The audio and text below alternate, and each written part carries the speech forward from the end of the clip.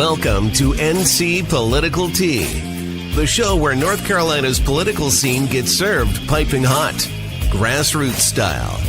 We're here to shake up the status quo with unapologetically conservative takes and a whole lot of Southern charm. From the halls of Congress to under the dome, we're exposing the deals, the drama, and the dirt that the mainstream media won't touch. Who's fighting for your freedom?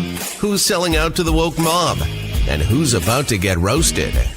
No fluff, no filters, and absolutely no time for spineless politics.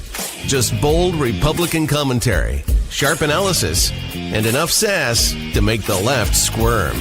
So grab your sweet tea or something stronger, and let's dive into the hottest headlines and juiciest scandals rocking the Tar Heel state. This is NC Political Tea, where the truth always gets served.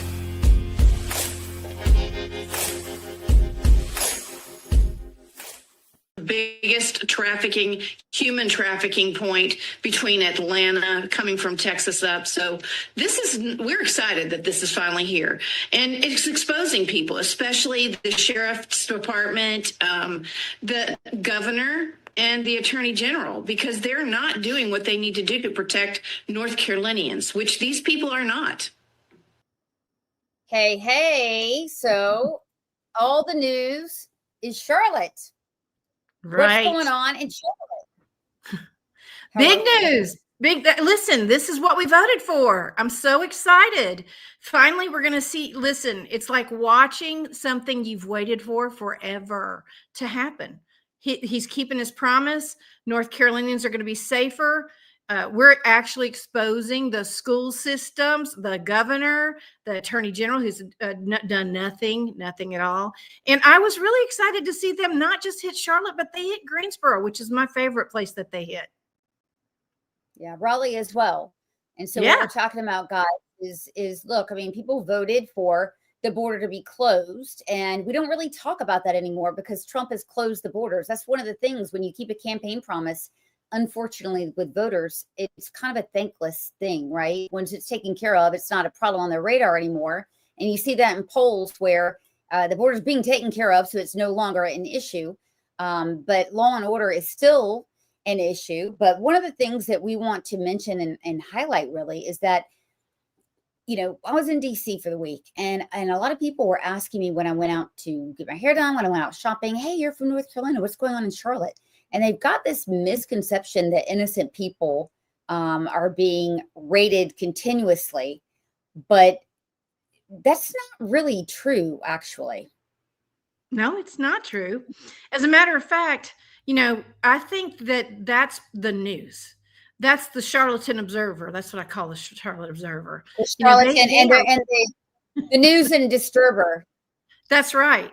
I really feel like the news is really trying to amp this up, which is sad. Right. It really is. So when we look at what's been done, there's been over 400 arrests. And what DHS has put out is they put some of the worst people out. So this is people that have 44 criminals they caught, illegal aliens, aggravated assault with a deadly weapon, assault on a police officer, battery, DUI, hit and run, and child predator stuff, which, as we'll show you in a minute, we have just discovered that Charlotte, you guys, Charlotte is a major hub of internet travel. We're right at the nexus in Charlotte of 77 and 85. So that's a lot of human trafficking. And we picked up on that, and DHS picked up on that, and ICE picked up on that, and we ended up shutting down a lot of that. Yeah, well, it's not just, you know, I think what people don't understand is it's not just human trafficking. It's drug trafficking. It's any kind of child trafficking. Doesn't matter. Charlotte from Atlanta, that is the major thoroughfare for all of that. And if you travel between there often, you can see that there's always police on one side or the other. They're either coming out of the Georgia border to South Carolina, from the South Carolina to North Carolina border, or on the other side. But what's really interesting to me, Sloan, is to me it's interesting that I did a little digging on how many illegals we have in the state. It's really hard. You don't know what to call them anymore. And so they said 4 out of 10 are illegal. 4 out of 10 people. Wait, 4 out of 10 people living here, 4 out of 10 people that are in schools, 4 out of 10. 4 out of 10 Hispanics, because that's the largest predominant population of illegals in North Carolina. Well, let's listen to one of the spokesmen from DHS said. I'm going to play what she said about human trafficking. It really blew my mind. It was. Is the fact that it is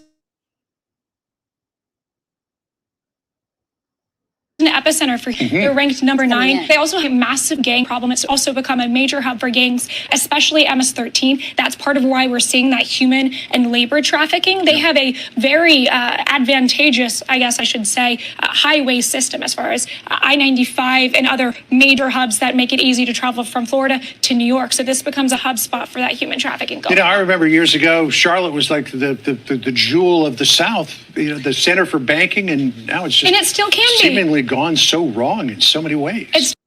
Yeah, I mean, I was born and raised in Charlotte, walked to school every day, never felt that there was a criminal element. Of course, back then, that was before the Bank of America merger that happened with, I believe, what was it? Nations Bank, I think it was. Wachovia. But do you remember that?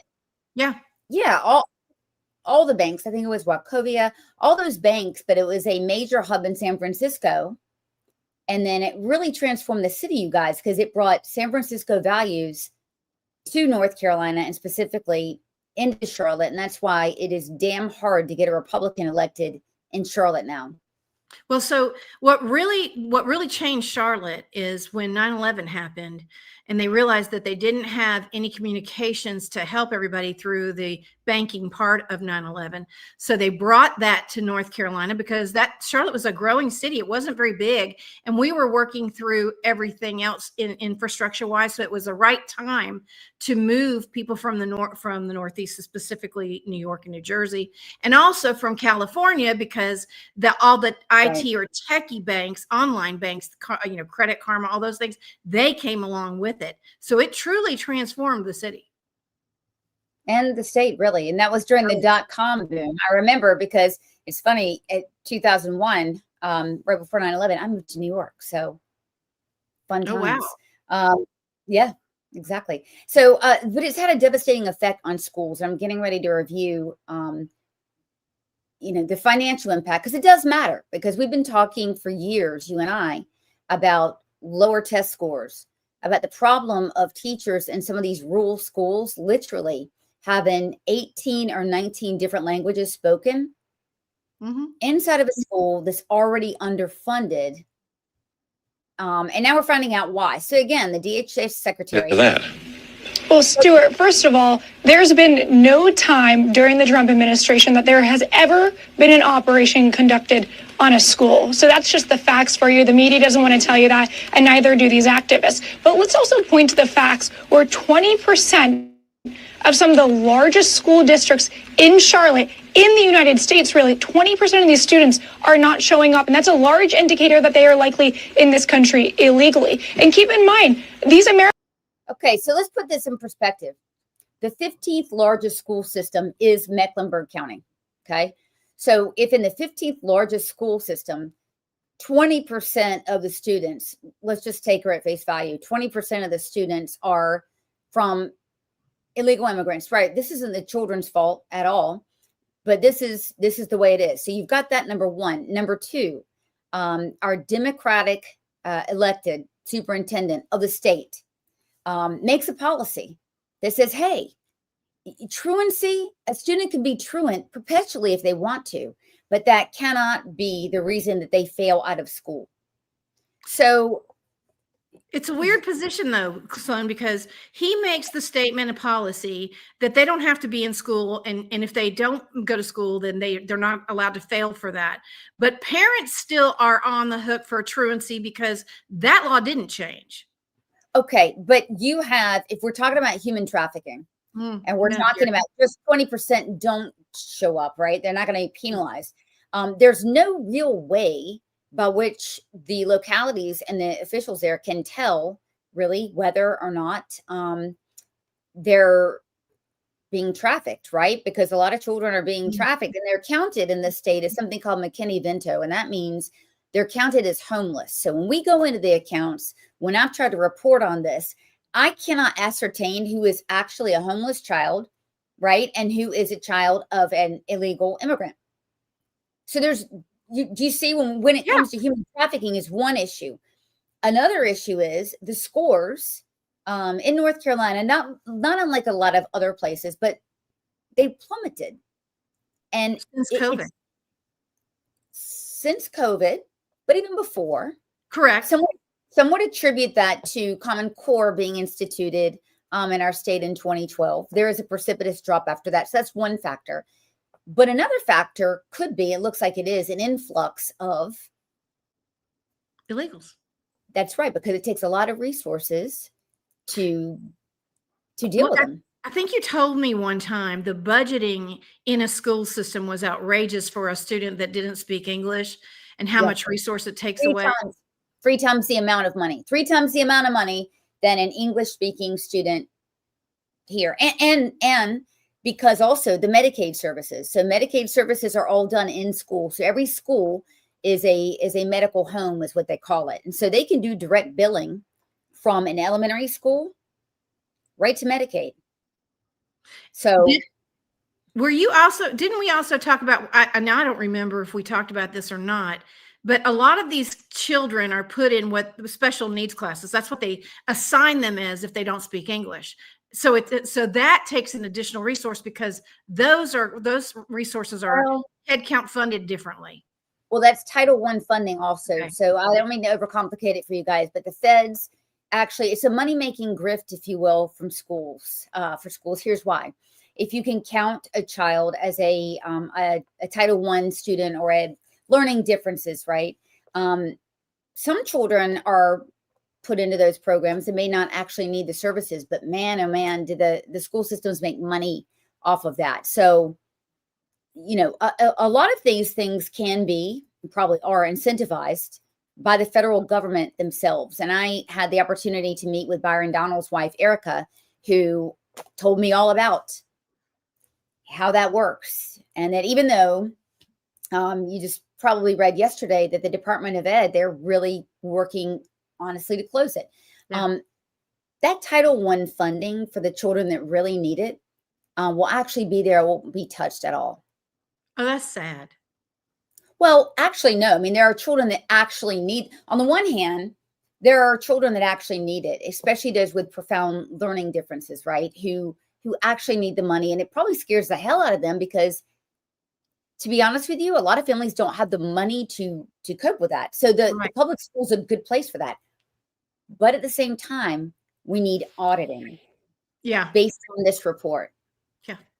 Well, and I don't know how it is in Charlotte, but it appears to be a statewide thing. I don't know. I'm not going to claim that it is, but here principals are incentivized to have kids in their seats for attendance. And when they don't show up, they lose money in their bonus. Right. And I think it's the first 31 days of the year. And then guess what? It doesn't matter. So really?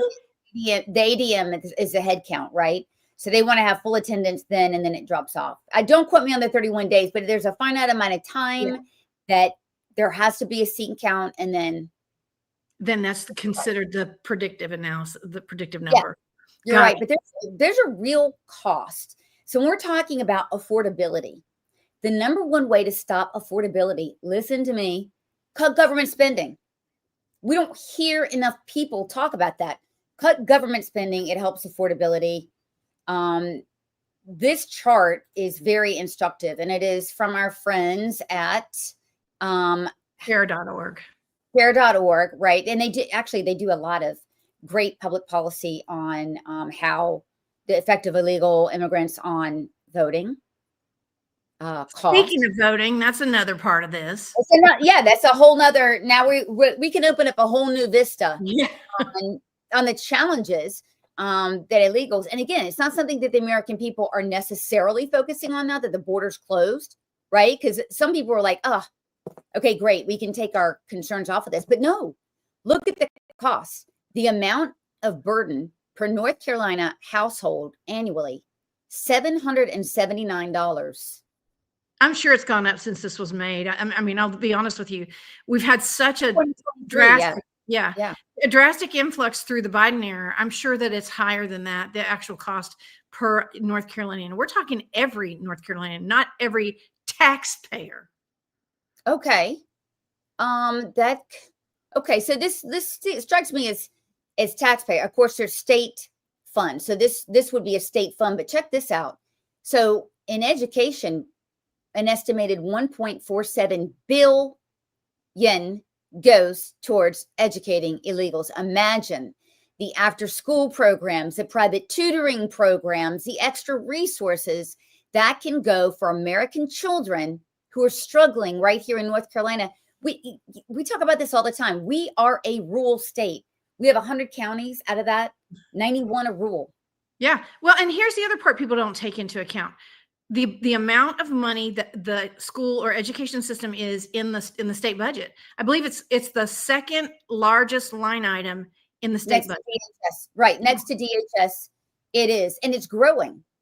By the way, we were promised. Yeah, I mean, we have opportunity scholarships now, which promise to reduce the cost of education, right? Because there's the ADM, in other words, the seats would be lower. So the theory is, less children in public school. That ain't never gonna happen with illegals. You see, it's always full. Look at the police costs. Yeah. But the biggest line item, to your point, education, the biggest line item by far is 1.47 bill. Then it drops off to 461 million. Look at that drop off. Education is the biggest line item. Big deal. But here's the other part. Rural counties are the ones that suffer the most. Yeah. Because here's what's happening in like where I'll just use my county as an example. The population overall is trending down, but the Hispanic population is trending up. It's actually gone up 10%. So there's a huge disparity. Right. Yeah. So the tax-paying base has gotten lower. Mm-hmm. The need has gotten higher. Right. Well, you couple that with the fact that the majority of people that are not Hispanic are not, the demographic is, or the mean age, I think, is like almost 60. Okay. So, but how would you overcome this argument? Some would say, well, illegals still pay taxes. Yeah, listen, I don't care that you pay taxes. You are not here legally. Like that's to me a non-argument. Taxes, right. That's the lion's share of the educational fund, right? And the property taxes. So those taxes are the kind that are not being paid, are not supporting the infrastructure of the municipalities as well as the education. What a weird concept, though. You can come here illegally and pay taxes. Think about that. If you can come here illegally and pay taxes, why haven't we found you?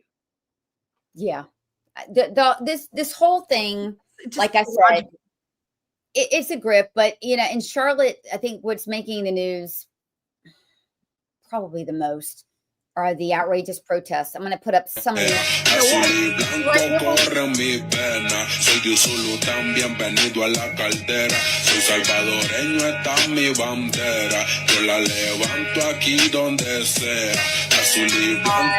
Okay, so not really seeing a lot of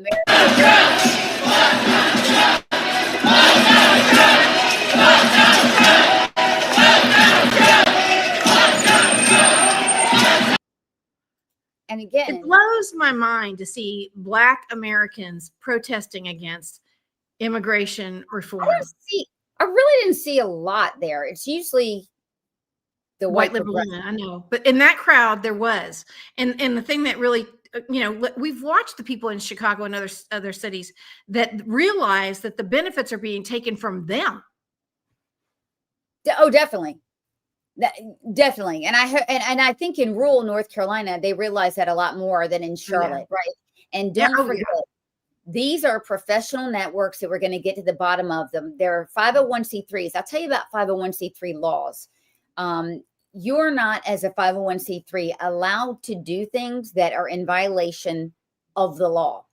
So I think that if you're hiding illegals, or broadcasting illegals, right? I think there probably could be a case to be made that you need to have your IRS status challenged because you're in direct violation of law. But it's a pain in the ass to file an IRS complaint. They have to investigate it, et cetera. So we need a state law that makes it easier to stop this crap.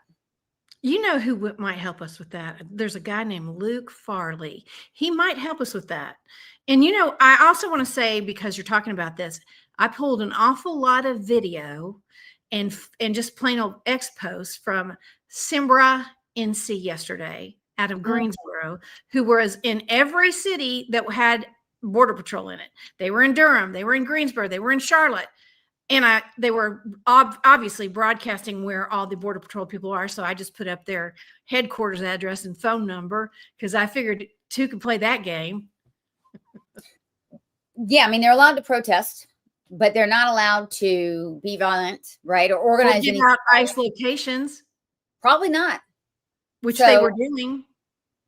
Yeah, probably not. And so we need to look into, by the way, that organization, SIMBRE, they're heavily funded by Z. Smith Reynolds. We have gone on and Tides. Mm-hmm. Those are the two largest. I looked them up. I got in detail. Yeah. To, I would argue, undermine democracy. But you know who's in big support of this? This is the head of North Carolina Democrats. This is an NC Democrat chair. Her name is Anderson Clayton. And she had the nerve to put this post up today, not realizing she was talking about her own sides. She brings up the KKK, which the Democrats invented. I mean, if you know history, particularly North Carolina history, you know the history of Josephus Daniels, who owned the Raleigh News and Observer. So that, in fact, the Daniels family owned it until recently. But the sole purpose of that newspaper, by the way, was to propagate KKK ideology. So, little history lesson for you. And they were a party, the Democrats. I just still cannot get over she put that up this morning. It made my day. I was like, gosh, I realized I knew she was dumb, but she's really stupid. She's not, yeah. I mean, and she's also put up several times, and I quote, "Fuck you." To Border Patrol. Okay. Well, there's a lot of things that are unbecoming of people that are elected and in political parties. So I'm at a loss for throwing stones at this point. But you did mention Luke Farley, who's our labor commissioner. Love the guy. I think Dave Bullock could probably help as well. He's our state auditor. Love Dave. Think he's doing a fabulous job. I think he got a big boost this week from Border Patrol for a couple of reasons. One, it's interesting that the timing, we got a midweek update of a surge of Republican voters, and Dave is in charge of the North Carolina State Election Board. Now, were those a surge of people that went and registered to vote, or a drop in Democrat voters? Oh. We can't tell. I can't tell which way. Well, I didn't look at the Democrats' stats, but the Republican rise quickly could be one of two things. It could be maybe they're auditing the rolls, or the truth is people are just tired of this. Well, I mean, I think we're a long way from being able to count our chickens in terms of two things. A statewide race I'm very worried about. We'll talk about that in a minute. I mean, there's two races nationally that are on the bubble for the Senate. That's obviously this seat where our candidate is Whatley versus Cooper, and in Maine, Susan Collins. So those are the two that are on the bubble. And so we really need to be, we need to cheer about Republicans being, surging, but be very realistic about what's going on. Have you seen the poll have you seen Don Brown, who has almost no money, is at the neck and neck with Whatley, who's got bazillions from the RNC. Really?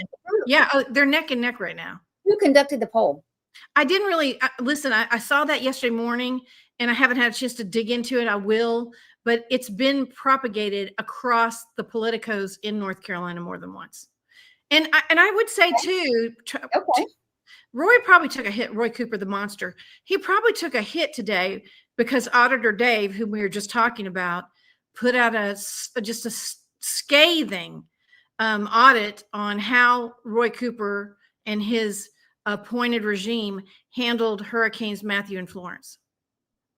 When did Hurricane Matthew happen? I want to say that was like 7 years ago. 8 years ago. Yeah, right. And so, right. So when you have disaster mismanagement stacked on top of which we do, and it's not uncommon with democratic regimes, money not even being spent or dispersed. Remember that was a brouhaha about 5 years ago. I don't even know if it's resolved, but it does take an auditor like Dave, who's, I think he's universally popular. This Really. This one kind of goes in line with the dunce cap we saw before.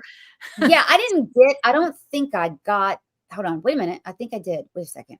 No, I didn't. I didn't get actually what the outcome of this was, but tell me the gist of what this audit showed, because it's a big deal. Okay, so first of all, the Democrats in North Carolina are screaming about Medicaid. They've been screaming about it because the Republicans in the legislature cut about $300 million, roughly. They just basically said, we basically cut out expansion without doing it. So the governor said, we're going to have a special session. And the Republicans said, no, we're not. So the Democrats showed up, and it was very timely. They showed up yesterday, and Auditor Dave, the same day they show up to whine at the legislature about Medicaid not being funded, puts out a scathing audit showing that, in fact, DHHS or DHSS or whatever you call them, that they actually have the funds because they have full-time head count that is allotted, that they've apportioned the funding for, that they haven't released. And it's But almost they haven't spent the money. They haven't spent the money either. right. So this is a bit, I mean, I can't, is it maybe actually cruel if they have the money and they're not spending it on what they need to spend it on? Well, what do you have? Why would you have that many head counts if you don't have them filled? And it's November. Yeah. Realistically. Yeah. And look, we've already said that the audits that have been done on DHHS here in North Carolina and the way that they're billing, et cetera. I mean, the number one source of fraud, waste, and abuse in America is Medicaid. Oh, 100%. And North Carolina ranks 12th in the country in Medicaid overpayments or misaligned apportionments. It doesn't matter. Here's the deal. They can move that. It's the shell game. They want to complain and make all this drama, but the money's out there now, and Dave has made it, available. And now we just have to embarrass them. We just have to make them look stupid. Sadly. Well, it's not hard to do when you're pointing out the facts. No. And when you put them out, the timing couldn't have been better, honestly. Right. Whilst they were in the State House complaining. And I mean, look, that's all the Democrats have is this, this smoke and mirror stuff, right? Of usually they have imaginary problems when the real problem of crime and people being murdered and the revolving door of crime in Charlotte. I mean, the average arrest of a violent offender that finally kills someone is 13. That's 13 about times before they're incarcerated for good. Well, before they commit murder. Oh, before they commit murder. So it's an escalation. Well, yeah, it's a yes, it is, right. So in other words, I look at it as 13 chances to avoid a murder potentially. Can you imagine that being the lucky number before you kill somebody? Oh, I can't even do this. We can't go there. We're just not going to do that. Scary. It's very scary. And we've talked here a lot, unfortunately, about the crime victims from a 4-year-old boy to Irina Zarusa. I mean, it's real. Yeah, Mary Collins. I mean, it's real. It's got real implications. So shame on the Democrats for trying to gaslight people with this Medicaid stuff and saying, you're trying to kill people. Well, we actually have material evidence that these Democrat policies are killing people. Yeah, it's really, and it's not just in big cities, Sloan. That's the thing. I think, now that we've got our eye on the ball when it comes to the revolving door of crime, we're starting to see the statistics in little counties too, and major, suburban areas. And DAs are going to feel that because next year, all 100 sheriffs go up for reelection. That's right. Republicans had the majority on that. Now we want to maintain the majority and gain some. Why?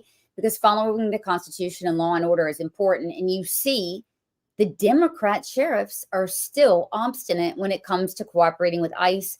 Sheriff McFadden in Charlotte is a chief offender in that. As the body count goes up, he continues this nonsense of not cooperating with ICE. I don't get it. Well, and the Greensboro sheriff came out today and we were worried about our community. He was such an embarrassment. I do not know what happened to the place where I grew up for most of my formative years, but that city's just really pathetic. Yeah.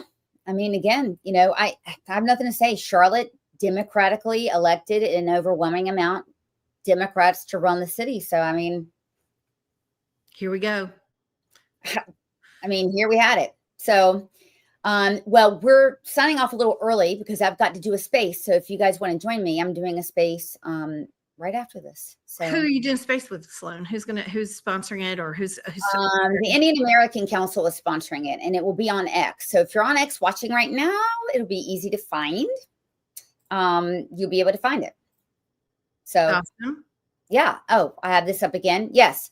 So if you haven't read this, go ahead and read this. And I think there are statistics in that article based on it. So well, he came out today with an audit on University of North Carolina, Chapel Hill, which of course I'll be reading. I don't know why, but I get excited now when I get an email from the auditor's office, which he's dropping every day, new audit material. So if you do not sign up for Auditor Dave's email, you are really missing out.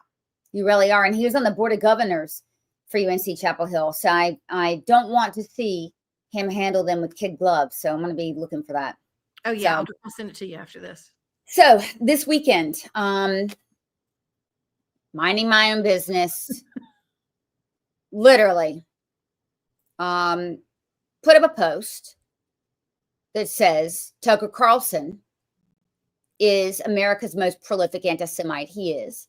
But Tucker Carlson has a brother who is a big fan of Nick Fuentes. Nick Fuentes is a vile, disgusting, sick, anti-Semite, misogynist, racist, calls Black people the N-word, says that, I mean, as an insult, says that women want to be raped, need to be subjugated, Jews should be rounded up and killed. That's the rhetoric. So you got Tucker Carlson, is a prolific anti-Semite who gave Nick Fuentes actually a free infomercial. You've got the brother who's vying for second place.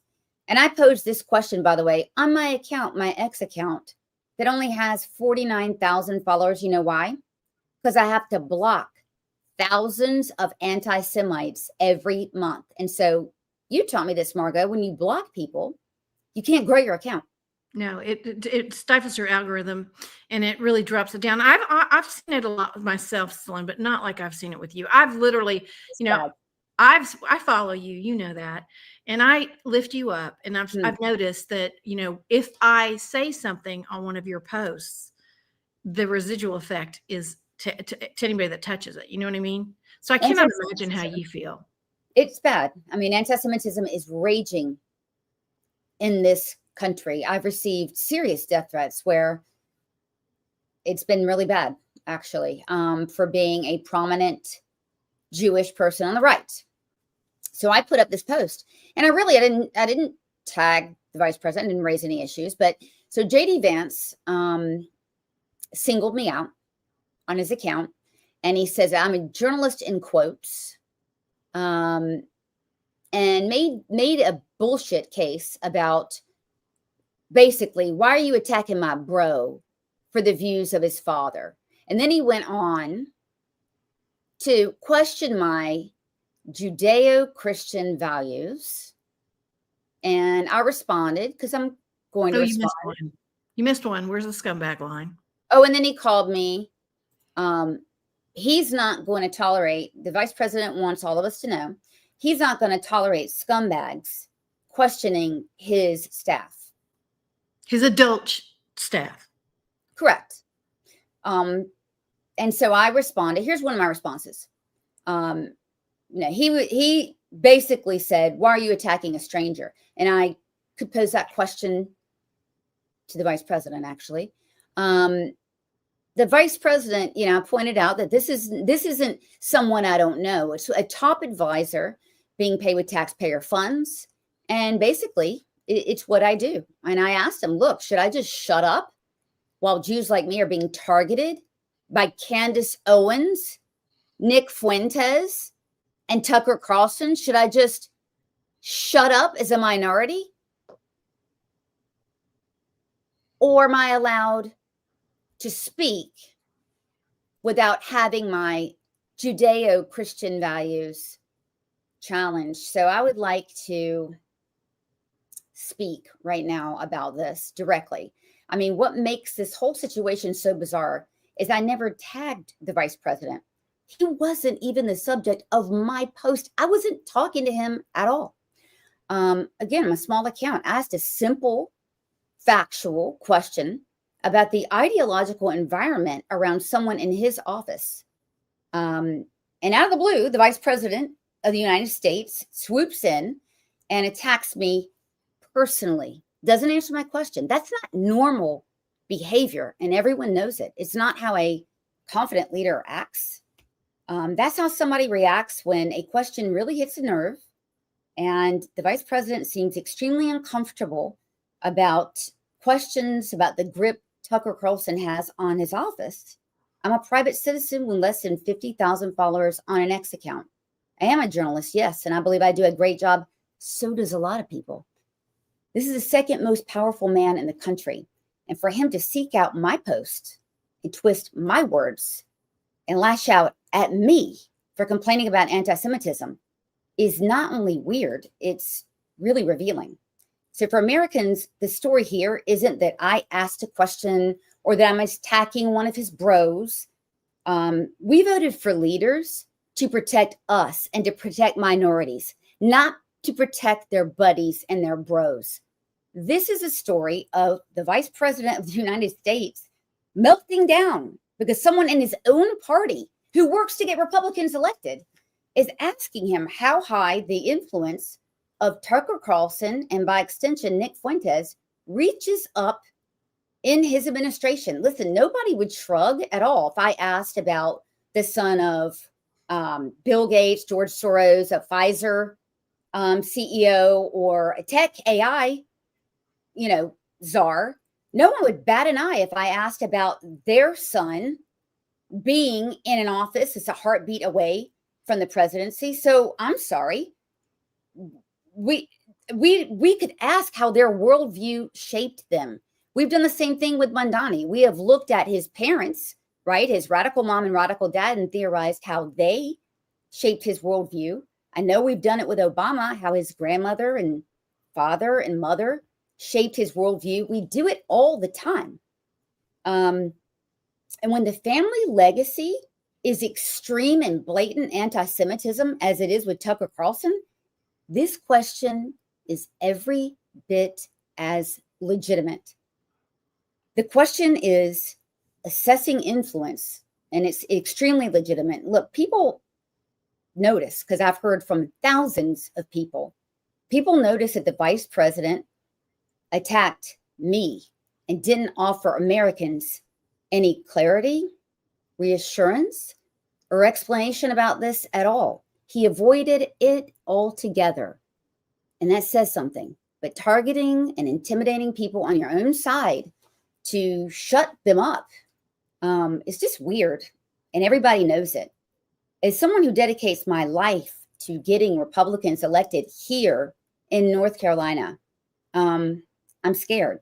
I'm scared about the message that this sends out to voters in our base and others. I mean, I'm worried about how women voters may react to the VP picking someone out and calling him a scumbag. I'm worried about other voters who are going to hear about Nick Fuentes and what he has been saying, and Tucker Carlson, and relating that to any Republican, actually. I was up in DC this week and I met with key evangelical figures. They are incensed about the attack that Tucker Carlson and Fuentes and Candace Owens have made on Christianity. They take it as a personal affront. They're furious. I'm worried about what evangelicals are going to think. Because when you don't answer a question, and you attack the person saying it, sometimes untrue stuff can come in and fill the void. I'm obviously worried about female voters. We need to pick up the pace on them. I'm worried about Jewish voters. I'm worried about Christian voters. I mean, and let me finish. The president's instincts wasn't to explain his hire or to make us feel comfortable. And importantly, it wasn't to distance himself at all from Tucker Carlson or Nick Fuentes. His instinct was to smear and silence a Jewish woman asking a question, not tagging him, on my X account, ignoring my question or a calm denial. That would have closed the case. That would have closed the story, be the end of it. But what the vice president did here is he opened this question wider. And I want to say this, and I'm going to end it here. Mr. Vice President, if you're watching tonight, and I think you or your aides might be, I want you to know that I know your attack had nothing to do with me. It has everything to do with questions that you don't want to answer, and calling me a scumbag journalist and questioning my heritage and my morals and my integrity won't make these questions go away. They just raise other questions.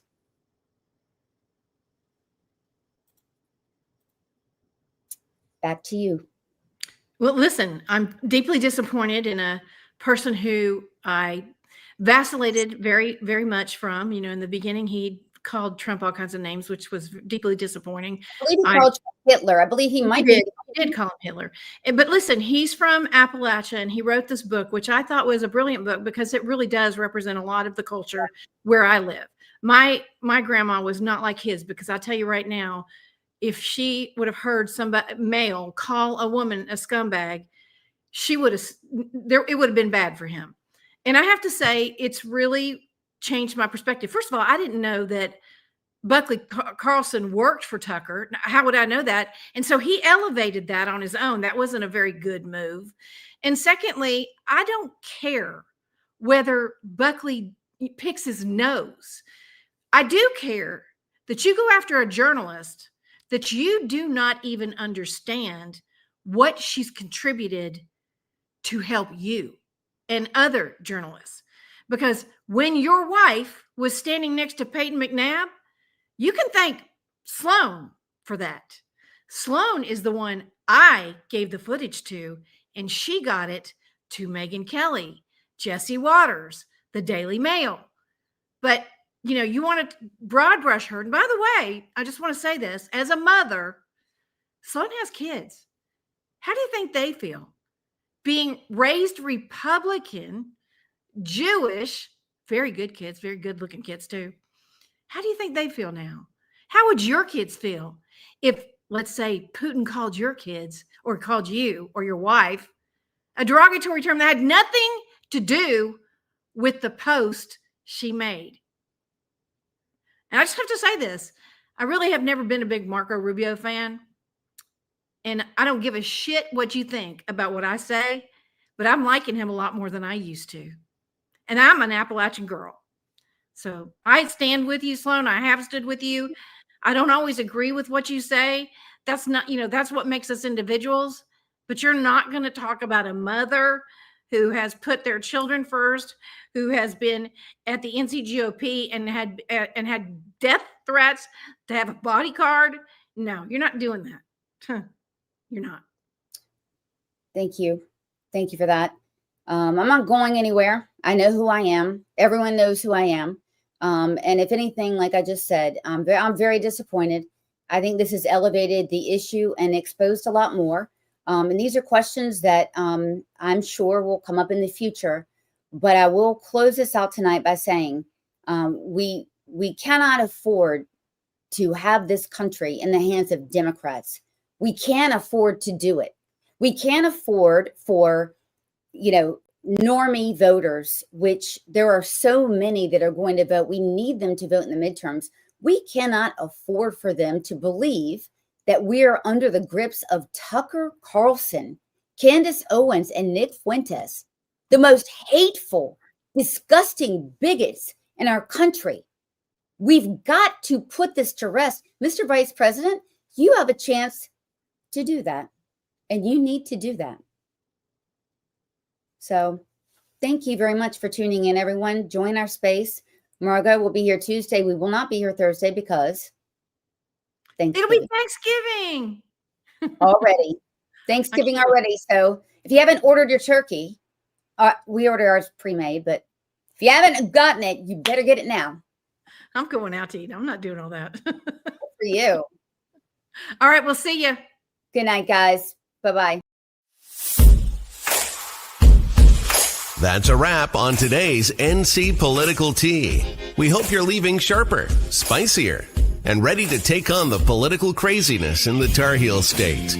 If you loved what you heard, or even if it made you mad, don't forget to subscribe, leave a review, and share this show with your friends, family, and that one coworker who just needs the truth. Follow us on social media to stay in the loop and get your daily dose of conservative fire. And remember, here in North Carolina, the grassroots grows stronger when we stand together. Until next time, keep the faith, keep up the fight, and don't let the left water down your tea. This is NC Political Tea, where we spill it like it is.